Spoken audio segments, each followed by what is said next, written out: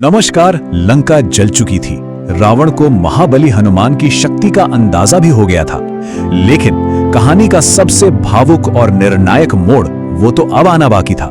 आज हम बात करेंगे उस पल की जब हनुमान समुद्र पार करके लौटे और प्रभु श्री राम को वो संदेश दिया जिसने इतिहास की दिशा ही बदल दी। जरा सोचिए वो दृश्य, दूर समुद्र के उस पार लंका की आग की लपटें ना आसमान में अब भी हल्की सी लाली छोड़ रही थी और उसी शांत महासागर के ऊपर से उड़ते हुए हनुमान लौट रहे थे। उनके चेहरे पर एक मिशन पूरा करने का सुकून तो था, पर साथ ही एक बहुत गहरी गंभीरता भी थी। वो जानते थे कि उन्होंने जो देखा है, जो सुना है और जो संदेश वो ला रहे हैं, वो सब कुछ बदलने वाला था।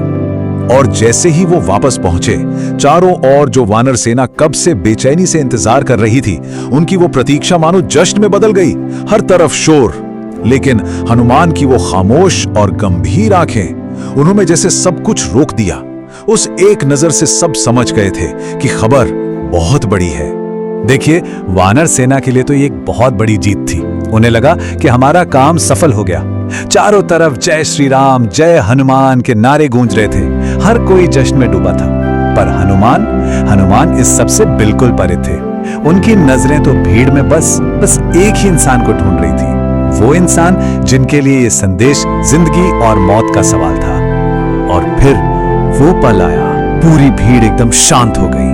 हनुमान धीरे धीरे आगे बढ़े और उस शांत चिंतित चेहरे के सामने आकर झुके, जो महीनों से बस अपनी सीता की एक झलक के लिए तरस रहा था।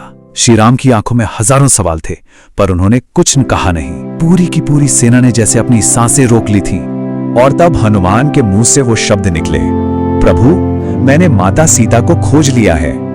ये शब्द किसी अमृत की बूंद की तरह थे, जो सीधा श्री राम के व्याकुल दिल पर गिरे। ऐसा लगा जैसे एक पल के लिए समय ही रुक गया हो। प्रभु की वो आंखें जो अब तक चिंता में सूखी पड़ी थीं, उनसे आंसुओं की धारा बह निकली। ये आंसू राहत के थे, पीड़ा के थे और असीम प्रेम के थे। फिर हनुमान ने आगे बढ़कर श्री राम के हाथों में एक दिव्य आभूषण रखा। वो थी माता सीता की चूड़ामणि। और ये सिर्फ कोई निशानी नहीं थी, ये इस बात का जीता जागता सबूत था कि सीता जीवित हैं और उनकी आत्मा आज भी अपने राम से जुड़ी हुई है। ये चूड़ामणि कोई मामूली गहना नहीं था। नहीं, ये तो प्रतीक था सीता के प्रेम का, उनकी पीड़ा का और उनके उस अटूट विश्वास का। इसमें उनका स्पर्श था, उनकी हर एक निराशा छुपी थी और साथ ही ये मजबूत विश्वास भी था कि मेरे राम जरूर आएंगे। ये वो चूड़ामणि थी जो राम और सीता के बीच आशा का एकमात्र पुल, एकमात्र सेतु बन गई थी। और जैसे ही श्री राम ने उस चूड़ामणि को अपने कांपते हाथों में लिया ना, उनके मुंह से बस एक ही शब्द निकला, सीता। उस एक शब्द में जुदाई का सारा दर्द, सारी तड़प, सारा का सारा प्रेम, सब कुछ समाया हुआ था। उनके आंसू उस दिव्य आभूषण पर ऐसे गिर रहे थे मानो वो सीता के आंसुओं से मिल रहे हों। इसके बाद हनुमान ने अशोक वाटिका की पूरी कहानी बताई।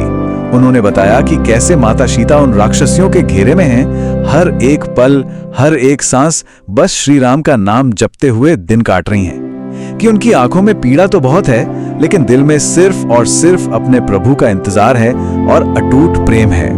और फिर हनुमान ने माता सीता का वो सबसे जरूरी संदेश दिया। उन्होंने कहा, प्रभु से कहना कि वो मुझे जल्दी यहां से ले जाएं। अगर 1 महीने में आप नहीं पहुंचे तो वो अपने प्राण त्याग देंगी। सोचिए, ये एक विनती भी थी और एक चेतावनी भी। इस एक वाक्य ने इंतजार का सारा समय खत्म कर दिया था। बस इस एक संदेश के साथ ही ये पूरा मिशन बदल गया। अब ये कोई खोज अभियान नहीं रहा, नहीं, ये तो धर्म और अधर्म के बीच एक महायुद्ध का ऐलान बन गया था। अब सवाल सिर्फ सीता को बचाने का नहीं था, बल्कि सवाल था अन्याय के खिलाफ न्याय की स्थापना का। और बस इन्हीं कुछ पलों में श्री राम का सारा दुख एक भयानक, एक प्रचंड क्रोध में बदल गया। पर यह कोई आम गुस्सा नहीं था, ये एक धार्मिक क्रोध था। सीता की पीड़ा की कल्पना ने ही उनके शांत स्वभाव को एक योद्धा के फौलादी संकल्प में बदल दिया था। अब मन में कोई शक नहीं था, कोई सवाल नहीं था, लक्ष्य सिर्फ एक था, युद्ध। श्री राम खड़े हुए और अब उनकी आंखों में आंसू नहीं थे। आंसुओं की जगह अब युद्ध की ज्वाला धधक रही थी। उनकी गरजती हुई आवाज ने पूरी वानर सेना में जैसे एक नई जान फूंक दी। उन्होंने ऐलान किया, अब रावण का अंत निश्चित है। और प्रभु का यह संकल्प देखते ही वो जो वानर सेना जश्न मना रही थी ना, उनका वो उत्सव पल भर में युद्ध के जयघोष में बदल गया। अब जय श्री राम के नारे सिर्फ भक्ति के नहीं थे, वो युद्ध के नारे बन चुके थे।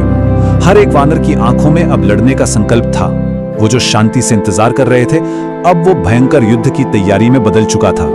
तो इस तरह एक संदेश ने करुणा को क्रोध में और इंतजार को युद्ध में बदल दिया। हनुमान लंका से सिर्फ माता सीता की खबर नहीं लाए थे, वो तो एक महायुद्ध का ऐलान लेकर आए थे। पर अब सबसे बड़ा सवाल यह है कि ये वानर सेना उस विशाल मायावी राक्षसी सेना का सामना आखिर करेगी कैसे? आगे क्या होगा, ये जानने के लिए हमारे साथ जुड़े रहिएगा।